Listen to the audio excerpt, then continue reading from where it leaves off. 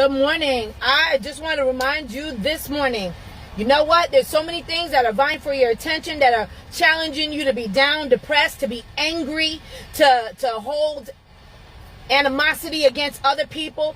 You know what? It doesn't matter what people do. It really doesn't matter. It doesn't matter even what happens to you in your life. What really matters is how you decide you're going to deal with it. If you never decide to deal with it, that's a problem. But if you decide, you know what, in spite of everything that's happened, in spite of the worst case scenario that I think may happen or did happen, that I'm going to choose today to be glad, to have joy, because I'm still here. That means I still have an opportunity for change. I still have an opportunity to make things right in my life. I still have an opportunity to challenge that thing that's challenging me.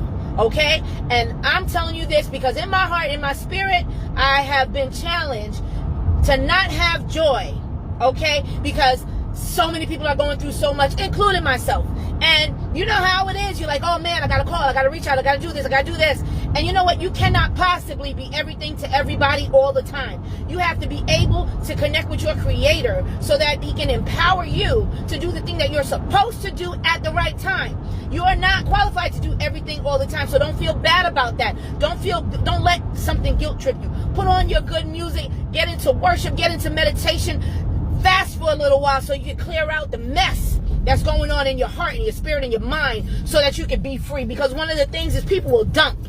But you know what happens when you're full? When you're the kind of people that people dump on or people vent to a lot, usually you're not the kind of person that goes to anybody to vent. Somebody has to intercept you, you know? So you got to do that for yourself. I'm just challenging y'all today because I'm challenging myself. Have joy. Don't feel guilty about singing, about laughing, about dancing. You know why? Because the enemy of your soul and my soul wanted to take all the joy out of the atmosphere of the earth. Okay, we started chanting I can't breathe, and we got a disease that caused us not to be able to breathe. How crazy is that? Why? Because there was so much strong agreement in that. That's what happens. And the Bible, yes, the Bible, Bible says that one could put 1,000 to flight, two could put 10,000. And the problem with that is you could put things for righteousness' sake to flight, or you could do it for evil. All you need is agreement. That's just two.